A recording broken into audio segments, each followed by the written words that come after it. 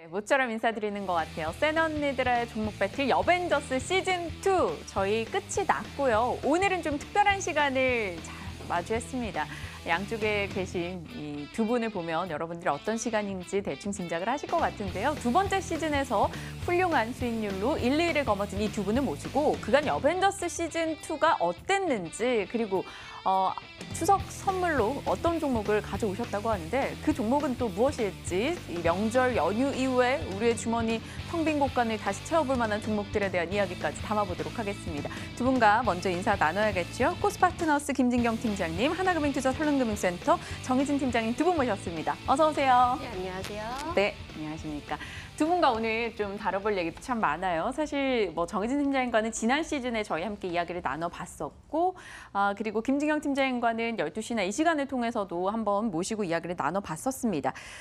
여벤져스 시즌2 뭐 많은 분들이 기억은 하고 계실 것 같은데 이번 주 살짝 쉬었다고 또 다 잊으셨을 것 같아요. 일단 수익률이 최종적으로 어떻게 끝이 났는지 순위 좀 확인을 해보도록 하죠.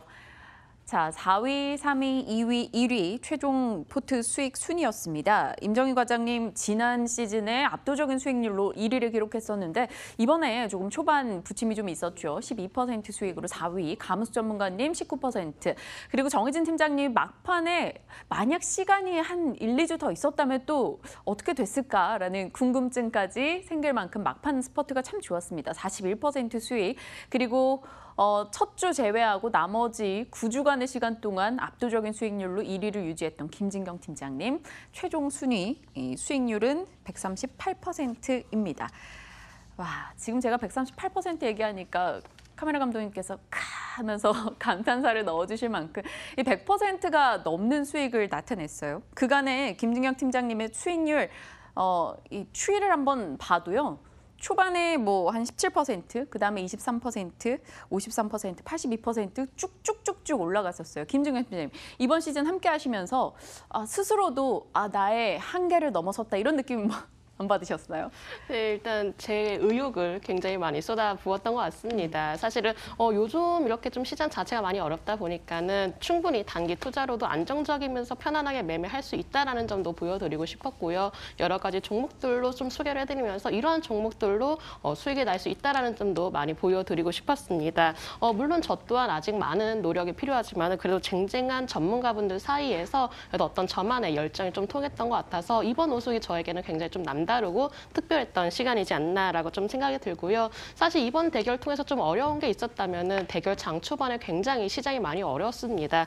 그 어려운 시장 그 속에서도 어떤 좀 대응 방법을 구상하는 부분이 저한테는 어떻게 보면은 하나의 고비가 될 수 있었지만은 이런 고비를 또 어떤 저만의 노하우로 좀 극복을 했기 때문에 이번 우승이 굉장히 저한테 특별했던 시간이었던 것 같습니다. 김진경 팀장님이 이번 시즌 자주 뵈면서 느꼈던 건 항상 표정이 좋으신데 아마 수익이 좋으니까 얼굴에 이렇게 묻어나시는 게 아닐까 그런 생각도 살짝 들어요. 정희진 팀장님 같은 경우도 저희가 포트 수익 추이를 조금 보고 시작을 해보면요. 초반에 살짝 부침은 있었습니다. 초반에는 조금 힘든 시간을 보내셨었죠. 1, 2, 3, 4, 5주까지요. 그리고 나서 갑자기 8주 차부터 시작해서 포트 수익이 빵빵 뜨기 시작을 했고요. 마지막 한 주간의 수익률이 크게 늘어나면서 최종 2위 반전의 드라마를 쓰셨는데 사실 정희진 팀장님 초반에는 조금 마음고생을 하셨을 것 같아요. 네, 그렇습니다. 네, 포트폴리오도 그랬고요. 장도 그랬고 또 계속해서 뭐 국내 이슈들이 너무 많은 어떤 장세였습니다. 올림픽, 뭐 월드컵에서 재난재해 그리고 우리나라 바이오 회계 이슈까지 되게 여러 가지 일들이 한꺼번에 있기 힘든 장세였었는데 그 과정에서 저도 배운 것도 많고요. 그리고 또 이 화면으로지만 김진경 팀장님 보면서 네, 긴장도 많이 하고 많이 배웠던 그런 시즌이었던 것 같습니다. 네. 두 번째 시즌, 정희진 팀장님 첫 번째 시즌부터 두 번째 시즌까지 꾸준하게 함께 해주고 계시면서 좋은 수익을 그간 전해주셨어요. 하지만 말씀 주셨다시피 그간 힘든 이슈들이 국내외 증시에 산적했었습니다. 미중 무역 전쟁 우려 뭐 여전히 진행이 되고 있는 상황이고요. 매매 노하우에 대해서도 살짝 얘기 듣고 싶습니다. 김진경 팀장님, 나만의 노하우 짤막하게 한번 전해주시면요. 네, 사실 주식이라는 게 내일도 쉽게 예측할 수 없을 정도로 굉장히 좀 변수들이 많은 장인데요. 이런 상황에서 여러 가지 변수에 대비하기 위해서 굉장히 유연한 좀 대응이 필요한 시장이었던 것 같습니다. 일단은 제 원칙의 경우는 리스크 관리 너무나 무서워하지 말자 이런 원칙을 제가 가장 중요하게 생각하는데 일단은 시장 자체가 크게 어려웠었고 또 종목들도 대다수 많이 하락하는 상황에서 무섭다고 그냥 보유를 할까 그냥 가져갈까 이런 고민보다는 오히려 한 차례는 내가 정해놨던 손절가를 꼭 지켜주시고 그 만약에 손절가의 경우를 이탈했다 하더라도 과감하게 정리를 하면서 또 다른 새로운 종목의 기회가 많습니다. 우리나라 시장 안에서는 여러 많은 종목들이 많기 때문에 그러한 종목들에 대해서 기회를 또 찾을 수가 있기 때문에 너무나 이런 부분에 좀 어렵지 않으셨으면 좋겠습니다. 제가 이제 가장 큰 예로는 또 과감한 판단도 필요하다라고 판단되는데요. 종목을 말씀드린 바로 네이처셀의 경우도 제가 판단을 과감하게 했습니다. 이런 어떤 이렇게 주위의 정보라든지 주변의 어떤 얘기 이런 부분에 흔들리지 않고 내 생각에 조금 더 판단이 쓴다고 싶다면 확실하게 좀 종목을 매수를 하고 매도하고 이런 기회들도 충분히 시장 안에서는 대응을 할 수가 있기 때문에 이런 부분들을 꼭 좀 지켜주시면 좋으실 것 같고요. 제 원칙은 그렇습니다. 손실은 최소화를 하고 또 수익은 더욱더 극대화를 해야 된다. 바로 이런 부분이 가장 중요하다라고 생각이 듭니다. 제가 많은 종목들을 보여드렸는데 물론 모든 종목이 다 수익이 난 건 아니지만은 그래도 손실난 종목들을 보면은 마이너스 5에서 6%가량 내 손절을 했던 종목들도 있습니다. 이렇게 손실을 굉장히 최소화를 하고요. 그리고 수익 극대화를 위해서는 지지라인을 항상 확인을 하고 또 바닥권 종목들을 많이 공략을 했죠. 바닥권 종목 공략을 해야 그때부터 반등 시그널 타임을 노릴 수가 있기 때문에 이런 부분 안에서도 수익을 확대를 할 수 있었습니다. 만약 이미 올라갔던 종목 그리고 자칫하면 고점 매수의 가능성도 높기 때문에 오히려 좀 이런 부분보다는 충분히 지지라인과 바닥 꼭 확인을 해주시길 바라겠고요. 가장 크게 말씀드리고 싶은 점은 바로 리스크에 대해서는 리스크 완화에 대해서는 너무나 큰 두려움을 갖지 말자라고 말씀드려보도록 하겠습니다. 손절한다고 해서 뭐 지구가 끝이 나고 우리의 삶이 끝나는 건 아니니까요. 양쪽에 빵을 들고 있으면 새 빵이 생겨도 그걸 집을 수가 없습니다. 뭐 때로는 이 한 손에 있는 걸 내려놓는 순간도 필요하죠. 리스크 관리에 대한 이야기 살짝 해주셨고요. 정희진 팀장님의 노하우 듣겠습니다. 매매하실 때 어떤 점을 제일 중요시 여기시는지. 네, 제가 이번에 잘 했던 거 마지막에 이런 뭐 드라마다라고 말씀하시는 게 저는 제가 눈치 게임을 좀 잘한 것 같습니다. 어떤 면에서요? 먼저 좀 시장의 특성을 받아들이는 그 시간이 필요했던 것 같고 그때 바로 제가 이렇게 좀 수익률이 힘들었던 것 같습니다.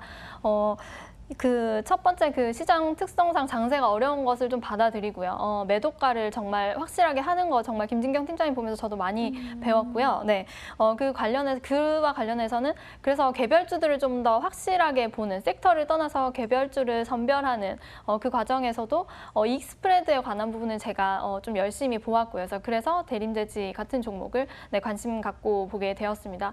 그리고는 이제 남북 경제 협력 이게 뭐 투기 장세다 여전히 말이 많았고. 중미 무역 전쟁 관련해서 우리가 컨트롤할 수 없는 어떤 이슈에 쌓였지만 그게 또 트렌드인 만큼 또 과감하게 또 트렌드에 또 안착을 해야겠죠. 그리고 또 뭐 오늘은 좀 이제부터는 또 다시 바이오 경제 협력을 넘어서 바이오에 또 수급이 몰리고 있는 모습을 보면서 또 다시 또 새로운 트렌드에 또 다시 적응을 해야겠다라는 생각을 많이 했습니다. 시장이 계속해서 얼굴을 바꾸니까요. 그 표정에 우리가 매일같이 좀 눈치 보면서 살피면서 지금 현재 시장이 말하는 표정은 무엇인가 그걸 잘 따라가 보는 것도 중요하다라는 이야기를 해주신 것 같아요. 많은 개인 투자자분들에게 필요한 내용이겠습니다. 이제 매매 노하우를 드려봤고요. 이제 본격적인 종목 이야기 좀 나눠보도록 할게요. 그간 김진경 팀장님의 탑 3 종목이 뭐였을까요? 여러분들 딱 기억나시는 종목 있으실 거예요. 저도 네이처셀이 생각이 나는데요. 8월 17일에 편입했고 44% 수익으로 이것 또한 2, 3거래일 만에 냈던 걸로 기억이 나고요. 또 일진 머티리얼즈 20% 수익, 키움증권 16% 수익을 기록했습니다. 네이처셀이 사실 저는 되게 가감했다라고 생각이 들어요. 그때 당시에 뭐 오너 리스크부터 해가지고 시장에서 말이 많았고 사실 네이처셀 이런 종목 투자하는 건 투기야 뭐 이런 식의 얘기까지 나올 정도였는데 그때 당시에 팀장님 네이처셀에서 저도 방송하면서 괜찮을까? 이런 생각을 했었거든요. 근데 수익이 나니까 사실 뭐 좋은 종목이 돼버린 거죠. 네, 물론 제 포터에서 굉장히 효자 종목이었는데 또 제 개인적으로 너무나 아쉬운 종목이기도 합니다. 너무 빨리 네, 팔아서요. 그렇습니다. 네. 더 수익이 날 수 있었는데 제가 조금 너무 섣부르게 매도를 하지 않았나 이런 생각도 물론 들었던 종목이고요. 하지만 제가 앞서 말씀드렸지만은 저만의 판단이 가장 우선시해야 된다라고 말씀을 드렸습니다. 어떤 주변의 이야기, 어떤 주변에 좀 그 확실하지 않은 정보를 듣고 매매를 하게 될 경우는 오히려 그게 더 실패가 될 투자가 있습니다.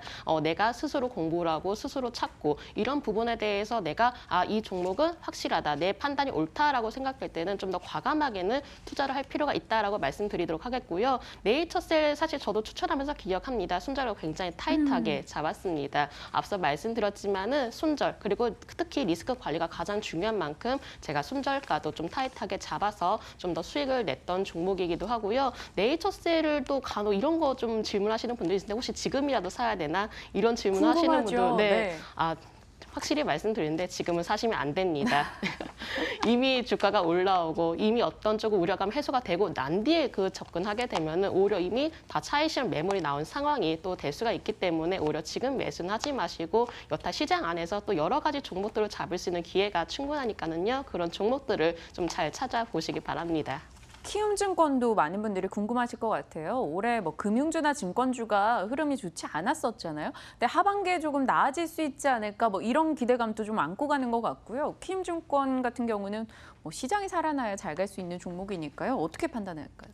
네, 증권주도 사실 때가 있는 것 같습니다. 지금 당장 증권주를 접근하기에는 아직은 조금 이르지 않나라고 생각드는데요. 물론 시장 자체 분위기가 서서히 완화가 되고 있고 분위기도 점차적으로 좋아지고 있습니다. 다만 지금 시장 분위기를 꼭 살펴봐야 되는 게 시장 자체가 좋아지는 게 아니라 오히려 좀 종목별로 개별 종목별로 움직이는 장세이기 때문에 아직 시장이 우리가 원하는 대로 돌아서지 않았다라고 보셔야 될 것 같습니다. 증권주의 경우는 시장 분위기가 굉장히 민감한 업종입니다. 일단 시장 자체가 어느 정도 안정을 찾고 확실하게 지수의 방향성을 찾아야 그때 증권주 어떤 좀 메리트를 다시 느낄 수가 있기 때문에 증권주의 경우는 물론 지금 관심 종목에 넣으셔도 됩니다. 하지만 지금 섣부른 신규 매수보다는 오히려 좀 더 때를 기다리자라고 좀 말씀을 드리고 싶습니다. 오늘 뭐 키움증권을 비롯해서 일부 증권주가 올라오니까 관심 두고 지금 이제 저가 매수하자 하시는 분들 계실 것 같은데요. 연휴 이후에 시장 분위기 조금 나아지는지 여건들을 좀 더 확인하고 접근해보자라고 정리를 해주셨네요.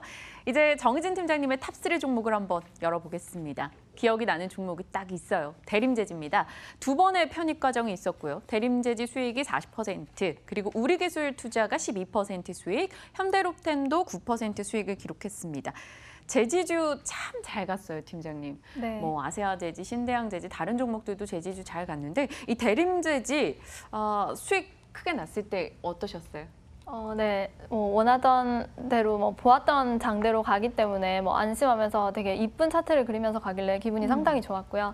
그 외에도 말씀하셨던 다른 제지 종목들이 많이 갔었는데 초반에 편입을 하였을 때는 제지가 그래도 갈까라는 그런 업종 전체에 대한 그런 퀘스천 마크가 좀 많았었는데 네. 두 번째 편입을 할 때는 좀 더 확실한 어떤 마음을 가지고 편입을 할 수가 있었습니다. 제지 같은 경우에는 그 중국의 어떤 말씀 많이 드렸던 대로 폐지에 관련한 환경 규제로 인해서 우리나라의 폐지를 그동안 수출하였던 폐지들이 너무 물량이 넘쳐남에 따라서 폐지 가격이 급락을 하였고요. 그와 관련하여서 노숙자들이나 폐지를 줍고 지내던 그 노인분들께서 삶이 많이 어려워졌다. 이제 하나를 울고 가도 몇백 원 되지 않는다라는 기사들도 많이 났었죠. 바로 거기서 알 수 있었던 포인트인데요. 이렇게 그런 폐지들을 원재료로 하고 있던 그 회사들의 입장에서는 그동안에 가지고 있던 그 수요나 그 공급은 그대로 이루어지게 되고 원재료가가 확연하게 절반 이상 떨어지기 때문에 수익 스프레드가 확실하게 벌어지는 어떤 확실한 투자 포인트였다라고 말씀을 드릴 수가 있습니다. 그런 부분에서 제지는 참 안전하게 접근을 할 수 있었다. 좀 마음 놓고 할 수 있었고요. 오늘 약간 눌림목 구간이 온 걸로 지금 판단이 되고 지금 다시 들어간다면 지금 정도 구간에 좋다고도는 생각이 되는 그런 구간이고요. 그 제지주 전체에 대해서 그 3분기까지는 확실하게 어닝 서프라이즈 특히 제가 선택했던 대림제지 같은 경우에는 3분기에 확실한 그런 터닝 포인트가 될 것으로 실적이 충분히 기대되는 종목이라고 할 수 있습니다. 처음에 성견지명이 있으셨어요. 7월 달에 제지주를 담으셨을 때 만약에 그 조금만 늦게 해서 그걸 그대로 쭉 끌고 갔더라면 아마 수익은 또 더 극대화될 수 있었을 것 같아요. 하지만 두 번째 편입 이후 수익률 40%, 그리고 요즘 제지주가 조금 부침을 겪고 있는데 이 시점에 살짝 매수해보는 것도 괜찮을 것 같다 답변 주셨네요. 또 시청자분들이 아마 궁금해하실 것 같아요. 지금 어떻게 하면 좋을까 하는 종목이 현대로템이 될 것 같습니다. 경협주 전반에 대해서 많은 분들이 뭐 어떤 분은 돈들을 버셨을 거고 어떤 분들은 크게 잃으셨을 거고요. 이게 타이밍 잡기가 계속 바이오랑 시소 게임이 있었으니까요. 너무 어려운데 지금은 어떨까요, 현대로템? 현대로템 지금은 먼저 아주 편안한 마음으로 경협주를 접근하실 수 없다는 것을 인정을 합니다. 하지만 좀 10월까지는 모멘텀이 확실히 살아있다라는 점에서 여러 가지 경협주들 중에서는 이러한 이슈성과 함께 실적이 뒷받침되는 현대로템이 그래도 가능성이 조금 있다라는 점에서 조금 보수적이지만 그래도 접근을 하시기에는 경협주로서 어느 정도 접근 가능하지 않나라고 말씀을 드립니다.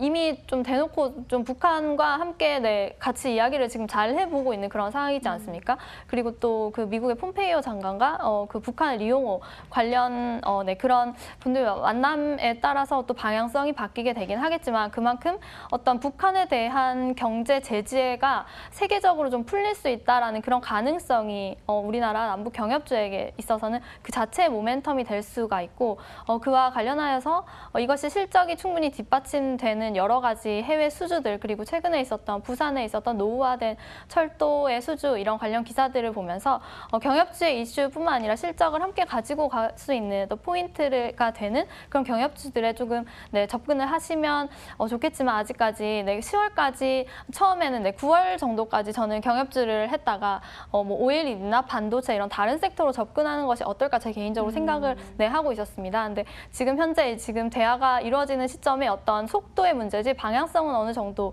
세계적으로 정해졌다고 보고요. 그런 점에서 10월까지는 어느 정도 모멘텀이 열려 있다라고 말씀을 드릴 수가 있습니다. 궁금해하셨을 답변들을 전해드렸습니다. 현대로템을 비롯한 남북 경협주 전반에 대한 이야기까지 살짝 풀어봤고요. 원숭이도 나무에서 떨어질 때가 있다고 하죠. 저희 방송 솔직합니다. 좋은 수익 난 것만 보여드리지 않아요. 이분들의 워스트 종목들도 한번 열어보도록 하죠. 자, 먼저 김진경 팀장님의 아쉬운 수익률 종목 탑3입니다. 인터파크, 스카이라이프, 로스웰. 정인진 팀장님도 그렇고요. 다들 손실폭이 크지 않은 건 손절 라인이 정확히 지켜졌기 때문일 것 같아요. 인터파크, 스카이라이프, 로스웰은 최근 장에서도 화제가 되지 않아요. 이들 종목 하나씩 좀 여쭤보고 싶네요. 혹시 팀장님께서는 개인적으로 이 세 종목 중에 제일 아쉬운 종목이 뭘까요? 네, 가장 아쉬운 점은 바로 스카이라이프를 저는 말씀을 드리고 싶습니다. 제가 이번 주 월요일에 보니까 스카이라이프가 또 급등을 했더라고요.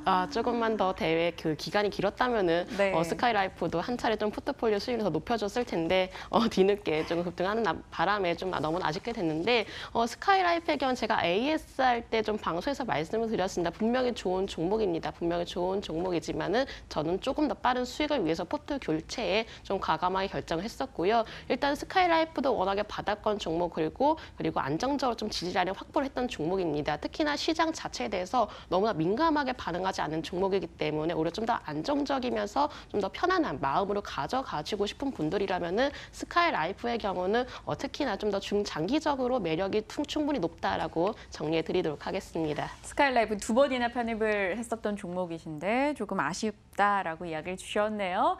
관심 종목으로도 넣어보자 이야기 주셨고요. 정희진 팀장께서는 스튜디오 드래곤과 아이리버, 카카오 이 세 종목에서 각각의 손실을 봤습니다.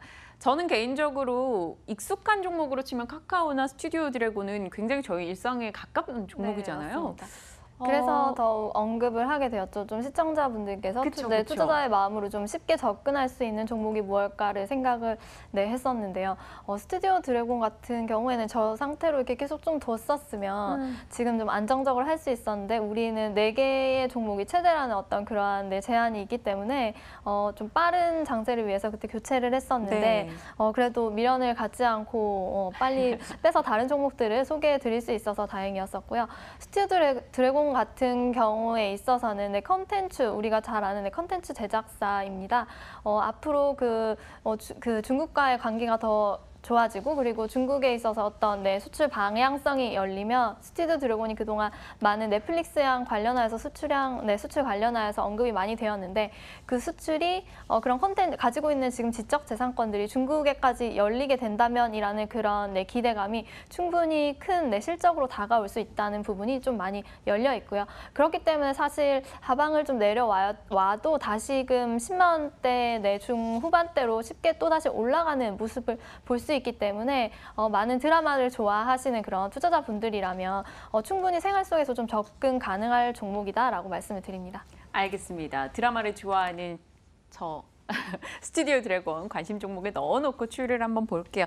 일단 시간이 많지 않아서요. 지금 두 분이 각각 추석 선물로 명절 선물로 종목을 2개씩 가져오셨거든요. 그전에 저희가 뭐 종목 발굴법 이런 얘기 앞에서 살짝 언급을 드렸으니까요. 시간이 허락한다면 다른 얘기 추가로 이어가고요. 종목으로 곧장 넘어가겠습니다.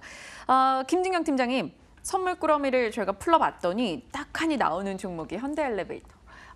지금도 괜찮다고 보시는 거예요. 동일하신 의견이시네요. 경협주 느낌으로. 네, 그렇습니다. 사실 이제 현대 엘리베이터를 단기 종목으로 제가 좀 소개를 해드려볼까 하는데 단기로 만약 공략하시려면은 충분히 모멘텀 그리고 어떤 좀 이슈가 확실하게 좀 있어줘야 합니다. 지금 상황에서 봤을 때는 현대 엘리베이터만큼 굉장히 큰 호재거리를 가지고 있는 종목은 없다라고 판단되는데요. 그만큼 지금 투자자분들 관심은 남북 경협주에 쏠려 있는 상황입니다. 그렇기 때문에 현대 엘리베이터 경우도 충분히 이 경협주 안에서도 대장주 역할을 할 수 있을 거다라고 판단되고요. 물론 지금은 소폭 좀 조정이 나오고 있지만 현재로서 매물 소화 과정이다라고 판단되고 10만 원 라인이 확실하게 좀 지지가 된다면은 충분히 앞으로 어떤 북미 정상회담이라든지 또 연내 김정은 위원장의 서울 방문 등과 같이 이렇게 호재거리에 충분히 반응을 할 가능성이 높을 것 같습니다. 그래서 만약에 현재 단기적인 좀 종목을 원하신다면은 제가 현대 엘리베이 경우 좀 소개를 해드리면서 순절 라인은 좀 타이트하게 95,000원 제시해드리도록 하겠습니다. 현대엘리베이 많은 분들이 궁금해하셨을 것 같은데요. 일단 첫 번째 선물 종목으로 건네주셨습니다. 정희진 팀장님의 종목이 메지온, 폰탄 수술 이후에 먹는 약, 유데나필. 저 지금 12시에서 하고 있는 실전 매매 포트에 이 종목이 있어서 이 종목 좀 잘 알아요. 좋았으면 좋겠어요. 흐름. 네, 맞습니다. 지금 바이오 섹터로 지금 수급이 몰리고 있는 상황입니다. 그래서 이러한 움직임을 좀 수급의 움직임을 반영을 하였고요. 그리고 지금 요즘에는 신약이 무조건 나오거나 임상에 들어간다고 해서라기보다는 녹십자셀도 그렇고 미국 FDA에서 그 기준 설정한 기준으로 희귀의약품으로 분류될 경우에 그 값어치가 훨씬 더 고평가되는 그런 경향이 있습니다. 지금 현재 말씀하신 대로 폰탄 환자 치료제를 개발하게 된다면 지금 현재 이것을 맞거나 어떤 진통제 약은 있으나 이것을 완벽하게 치료하는 치료제는 없는 실정이기 때문에 판매되는 그 가격 또한 매우 기대가 되고요. 그리고 세계에서 어떤 정말 최초로 시도되는 부분이기 때문에 기대를 충분히 할 만하다고 생각을 하는 부분이어서 이렇게 주가가 지금 현재 뜨고 있는데요. 사실상 그 임상상삼의 결과가 바로 머지않았다, 결과가 곧 나올 것이다라는 그런 부분을 시사한다고도 할 수가 있고요. 그래서 지금 좀 달리는 말에 올라타서 어느 정도의 단기 그런 차익을 실현하실 수 있기를 바랍니다. 바이오 종목이 부침을 겪을 때 이 종목은 거의 쉬지 않았거든요. 꾸준히 갔는데도 오늘 탄력 크게 악화되지 않습니다. 오늘 장에서도 빨간불을 켜고 있는데 추이 놓고 볼게요. 다음 김진경 팀장님의 종목 다나와 저에게 선물로 주셨던 종목인데 제가 매수하지 않았고 저 말고 다른 분들이 선물 받아서 수익 많이 났다고 시청자분들이 올려주셨어요. 오늘도 저희 12시 방송에 다나와 이런 얘기가 많이 나오더라고요. 지금도 괜찮은 거예요? 아직도 선물이 될 수 있을까요? 네, 그렇습니다. 네, 제가 지난 8월에 특집 방송을 했었을 때도 다나와를 좀 소개를 해드렸었는데 그때 소개를 해드렸을 당시부터 지금까지 또 주가가 한 차례 상승을 보여왔습니다. 여전히 추세는 안정적으로 정배열 패턴을 그리면서 나와주고 있고 이평선도 완전히 자리를 잡은 상황이기 때문에 지금 추세로라면은 충분히 중장기적인 성장이 기대가 됩니다. 특히나 조금 일단 어떤 좀 트렌드적으로 맞는 사업을 또 하고 있고요. 우리가 그 온라인 쇼핑할 때마다 어떤 최저가 검색을 계속적으로 많이 하고 있기 때문에 이런 부분만 봤을 때는 앞으로도 실적에 대한 기대는 충분하다라고 말씀드릴 수 있을 것 같고 조금 더 추세적으로 봤을 때는 일단 다나와 추가 성장 가능성이 예상되기 때문에 제가 동 종목의 경우는 좀 중장기적인 종목으로 말씀드려 보도록 하겠습니다. 네, 다나와 이야기 전해드렸습니다. 앞에 포트 저희가 살펴보느라고 시간이 어느덧 부족한데요. 한 20초 정도 드릴 수 있을 것 같아요. 팀장님, 마지막 선물. 네. 먼저 그러면 좀 익숙한 종목을 드려야 될 것 같아서 지금 눌림목 구간이 온 대림재지 말씀드립니다. 그 중국에서 다시 수입 쿼터를 늘린다는 기사 때문에 지금 한 차례 지금 매도 차익 실현 물량이 나왔습니다. 이렇게 개인 투자자들이 그 푸션이 많은 종목이기 때문에 개인 투자자들은 차익 실현을 할 그런 이유 바로 그 논리가 필요한데 그렇게 해서 이렇게 많이 되었고요.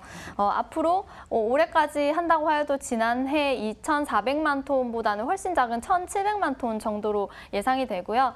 그렇기 때문에 원래 2,600원 선은 충분하게 터치를 할 것이라고 보면서 그런 관점에서 다시 한 번 더 매수할 수 있는 기회 말씀드립니다. 알겠습니다. 대림재지까지 건네드렸습니다. 총 4종목 여러분 기억해 두셨다가 추석 연휴에 꼭 한번 체크하시고 추석 이후에 포트에 넣어보시는 건 어떨까 싶습니다. 오늘 좀 다급하게 진행을 했는데요. 코스파트너스 김진경 팀장님, 하나금융투자 설릉금융센터 정희진 팀장님과 이 시각 꾸려봤습니다. 저희 탐나는 주식 2PM도 이 자리에서 함께 인사드리도록 하겠습니다. 시청해주신 여러분 고맙습니다.